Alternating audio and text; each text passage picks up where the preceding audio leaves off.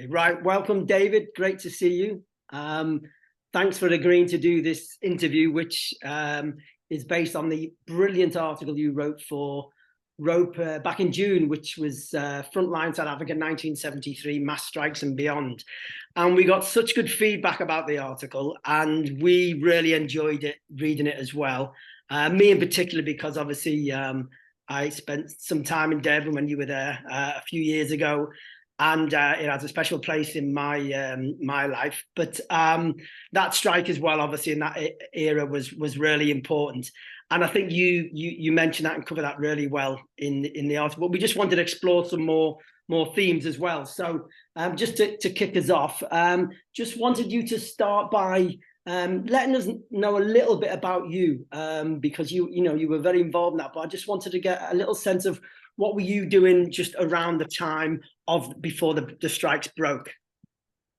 Well, I mean, maybe there are three sort of minor turning points. I mean, I was a student activist, and I was a vice president of the National Students Organization, NUSAS. And I used to spend a lot of time. So that was my first engagement, was at that level. I remember I've just gone back on my papers and seen I wrote a report in 1967 on the prospect for guerrilla victories in Latin America. It ran to about 23 pages. And I warned of the influence of the CIA and student movement. There was quite some exposés of the time, and boy, were they right.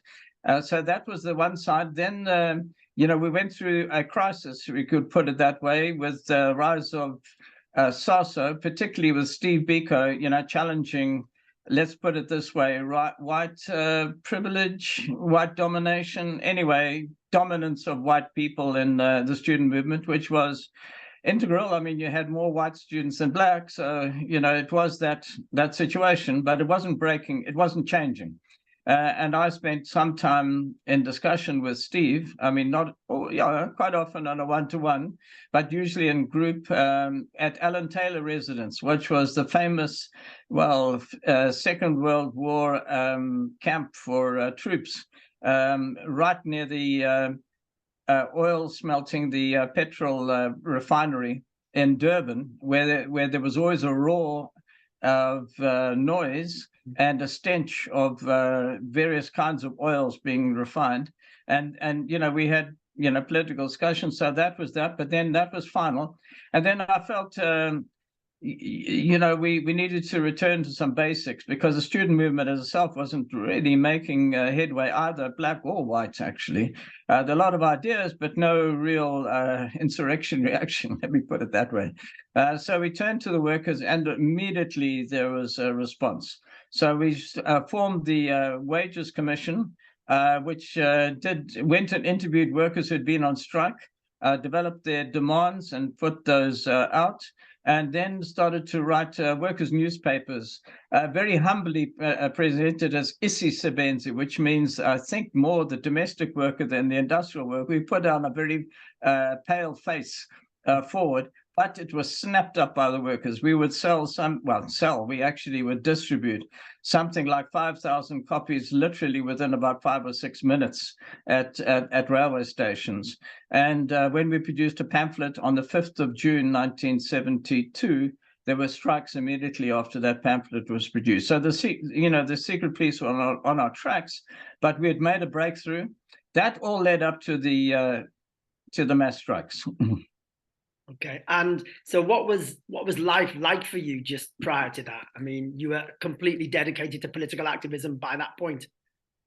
Yes, it might make me seem a real hardliner, but actually we had a good time. It was exciting. We were not well, and look, we are privileged kids, all right? We were privileged whites, but we didn't spend a lot of money on clothes or shoes, anything like that. There was the sea to swim in. We would hitch around. The music was whatever we could find, wherever we could find it. We'd drink a lot of cheap wine and read every left journal we could about what was happening worldwide, and Stalin on the national question, and on the various invasions and suppression of revolts in Eastern Europe. So we were, we were fairly up on what is happening, but aware that South Africa, we were going to go through a revolution, and that the student movement was not going to be it. It would have to be a mass movement, and that would be based on the black working class. So we would read, let me put it this way, Wages, Price and Profit, rather than notes on the alienation in Marx or something of that kind. We were interested in really basic Marxist ideas, and development of a powerful working class in South Africa, be black, of course, but in developing a black working class, the whites would then, let me say, the white workers would be pulled or forced, but anyway, pulled in every way, into solidarity, and that would solve the privileged white worker problem. Maybe a bit idealistic, but at least it was something of a strategy. Okay, wow, sounds like incredible heady times to me. So you in the article you mention about how the strike wave is part of a regional wave, and you refer to the earlier action in Namibia, completely on the opposite side of the continent from South Africa. Of course, Namibia at the time was still a colony of apartheid South Africa. Can you just talk a little bit more about that? Well, I think one of the real conceptual problems of national liberation is that it is national liberation. Let me put it the word would be, first of all, emphasis would be on the word national. So you had all these states around South Africa being dominated by South Africa, but each of them fighting separately and in quite weak situations, and very, very little, almost zero contact between the different quote unquote liberation movements. But I wasn't guided by that conceptual problem, but we could see that workers are on the move in Namibia, and that was a magnet to me. We went, we being, one or two of the NUSAS leaders of the time, went to Windhoek in Namibia, really very humbly to ask and to learn what was happening there. Extremely difficult, because it was, blacks over there 10 miles away from whites over there 10 miles away. Any interaction between black and white was immediately spotted, and the police would be around. I mean, it was a vast police camp. I mean, literally, it was called the police zone. And so it was very difficult to have open-ended discussion. But I must pay tribute to one person. We went to Walvis Bay, a stinking place. You could just smell the fish rot there. The stench was amazing, incredibly hot. And we met a person called Nathaniel Mahalili, who was I would say, the most outstanding SWAPO leader of the time. And he extremely brave, a bit of the black consciousness attitude in him. He'd defy authority rather than submit to it. But let me put it, he had more of a nationalist view, but I must say he was absolutely in touch with the workers. I remember having a meeting with him in his own home. All the workers were dressed in suits. And there we were in our jeans and T-shirts and looking a real riffraff. And the workers were incredibly proud of being workers and being dignified citizens of a future Namibia. And by the way, that dress code was important, particularly when you worked with black workers. They didn't really like to see sloppy whites hanging around. It meant that you were unprofessional, you're not serious about what you were doing. So we had to keep that in mind. And so I bought my first suit ever to do that. So, Namibia showed where it was going. And it would challenge apartheid very fundamentally at the contract labor system, the whole system of a capitalism. Sometimes we could use the term racial capitalism, but it was capitalism, but in the form in which it developed in South Africa was based on contract labor. In other words, that a black worker had no right to be in an urban center, had no right to a job, to a future in a united South Africa, or unified South Africa, unified through the working class, not by the apartheid state, which was trying to divide us as best as it could, but actually with a vision to being able to change society. So, that was deeply inspirational to me. And the fact that the workers wrote letters to each other, I mean, amazing stuff. Self-organization among workers that you'd never believe it. I know mixed up with sometimes with religious symbols like God would never tolerate this and so forth. But the content of it, action, fighting against the system, defiance and pride in the bearing. And, as soon as I was there, I wrote up a report and we distributed short versions of that report in Zulu to the workers. There was an intense interest in Durban. So long before the 73 strikes, there was quite a lot of propaganda and information about other struggles. Okay, great. And just back in South Africa now, it's as I said, it's 50 years since the strikes. Can you just give us a sense of what life and working conditions were like for the Black working class just prior to the strikes breaking out? Well, just let me portray what it was like for in Johannesburg and in Durban. I worked for a while in the garment union in Johannesburg, which was a registered union. I was a research officer, and I was denied the right to go to the workers and to the factories. They weren't too keen on that part of it. So they wanted the brain, but not the muscle or something like that. And I used to work on a Saturday. No one worked on a Saturday in the union, but I went down to finish a job of work. And I remember of a day, sitting and typing away. We didn't have computers then. We were, typing. And then noticing something odd going in the background behind me. And I looked at the street. It's called N Street, END Street, in Johannesburg. And there was a group of about 5 workers handcuffed together. And then the police came and brought another 3 workers and handcuffed them to the 5.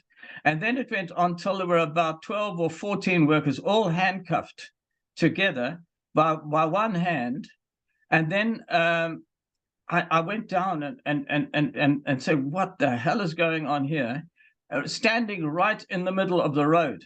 Fortunately, under apartheid, there was virtually no weekend. I mean, everyone stayed out of the city in the weekend. It was all this religious stuff.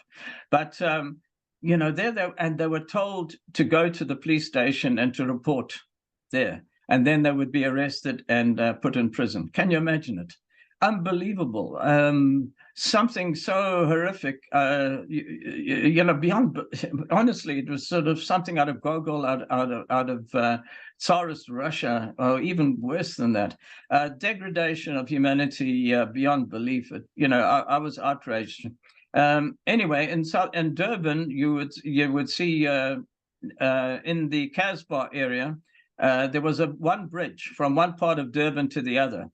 And the police would just park a van there, and then they would just move around. I used to call them fishers of men, on the Bible, directly from, and then they would fish for poor working people who had struggled to get a job in town and managed to get a bit of a job or something like that, arrest them, put them in the van, and people would just stare at this. So there was this constant, absolute oppression, brutal oppression of ordinary people who were almost bewildered by the fact that the state was in their face. I remember going to Pretoria once, walking down the street. I was going to the archives there, starting on my work on my PhD. And there in front of my sight, there was a black worker in front of me. And suddenly the police came from nowhere, started beating the hell out of him. I was shouting and performing. They didn't take any notice of me. Just bashed him and threw him into a van. I mean, just almost, it took maybe 12 seconds, maybe even 6 seconds to do all of that. Unbelievable, unqualified, untamed wrath of the state against ordinary black working people. So, I mean, that was the one side. The other side was gross exploitation. The dock workers who I was associated with, and still am, a couple of decades there, were housed in conditions where they had a police, in charge, police regime. They were called indunas, and Nduna means a small chief, but it is a military term. It's like a sergeant major in charge, of the workers. Any infraction would be punished. Any big infraction would be immediately dismissed, not only from the job, but immediately you would be kicked out of town. And they would take you to wherever you came from, and you were never allowed to come back again. Now that is, absolute abhorrent system of labor control to squeeze the very last, minute of labor power, from the black working class. And I want to say, let me give you one last image, which I can't ever lose in my head. I went up to Johannesburg. They were building all the skyscrapers, which we can now see in Johannesburg. They had no big concrete developing machines, the big trucks that you see today. The concrete was taken up by the workers on planks, which are only up about 12 inches wide, up 1 story, 2 story, 3 story, 4 story, 5 story high. Any slip, any loss of momentum, and you were dead. Unbelievable. And that the workers did it, and it happened. I really, no one ever took a film of that to show, what's happened. Anyone who said that the black working class, was not productive, not working and stuff, it was gross exploitation and gross profits. A very profitable system, so that in the mining industry in South Africa, and I think it was in 1972, the profits were something double the wages of the workers. Unbelievable profit making from the cheap labor system. You can see why they wanted to defend it so much. They've done so well out of it. So you just mentioned there about an image in your head that you'll never forget. So, I mean, taking you back again, I mean, when I was reading your article, because I know a little, Durban a tiny bit, I just felt like I was there in the heat of the moment, and I imagined, running around Durban, and it's always hot and sweaty, isn't it? So what springs to mind when you think about the sort of height of the struggle? What images, what feelings, what was going on for you? What was it like being there? Well, it was extraordinary because, the brutality was one thing. The open-mindedness, Durban is such a colonial city. It is, unbelievable. The city halls modeled on one in Northern Ireland. We replicate Little England or Little Northern Ireland, or maybe more than Northern Ireland than the England part of it. And all of those structures are in place. But, my Zulu was far from perfect. But, in conversation with black people, there was always an eagerness, well, I would say over-eagerness, but acceptability that there would be equality, and that a mutual respect, I know it was overdone in relation to whites, so it's a bunch of scumbags, really. But on the other hand, there was a sense in which people actually treated each other with some respect, even through that brutality. I can't use the South African expressions, which you need to do to explain that a little bit more, because they're pretty gross. But a child who would be complaining. I once hitched a lift. I used to hitch everywhere. Was screaming away. And the father said to her, you're screaming like a little black kid. Let me not use the term, but a black child. And the mother, I was about to say something somewhere in between, because I also didn't want to get kicked out of the car. But the mother said, "Jy moet nie haar so leer nie." In Afrikaans, you mustn't educate a child like that. There was some deep awareness that this whole thing was disgusting beyond words. And, so there was that side of it. And then Durban was surprisingly cosmopolitan. You had an Indian community. I used to be in and out of the printing works of the Indian. There were about 5 printing works at that time. The workers were really well organized. When there were big events, they'd come and discuss them with me. It was there'd be music on the radio. I don't know. It wasn't all doom and gloom. In fact, if I dare say so, we had some fantastic parties, black and white students, for instance, when we, the politics ended at 6 o'clock and the dancing began thereafter till 2 o'clock. I mean, it wasn't all doom and gloom. So there was an excitement. There was a sense that we were a rising youth, a rising revolutionary. I mean, even if we didn't have the capital R for revolution, we were wanting to change it all. Interest in, say, mass attendance at music festivals. We had the Malombo group. It was a black band or African band from the northern parts of South Africa. They came and they stayed for weeks, and it was white people going together at open places where we could get together. So there was a sense that even though we were so isolated from the rest of the world, that this was going nowhere. And colonial Natal, and everyone thought it was, I wouldn't say disgusting, but, it was backward. And that we were going to be the avant-garde generation, which is going to change it. So all of that was in the air. And imagine, Clemens Kadali, when he came to Durban in the late 20s, he said that he had no hope at all that Durban would ever be a revolutionary center or even a decent center for trade unions. 3 years later, they had to fly the police in from around the country to suppress the dock workers and the revolt which was taking place. And so Durban is mercurial. It looks very quiet. It looks really backward compared to, commercial Johannesburg or more sophisticated Cape Town. But when it moves, the earth moves. Right.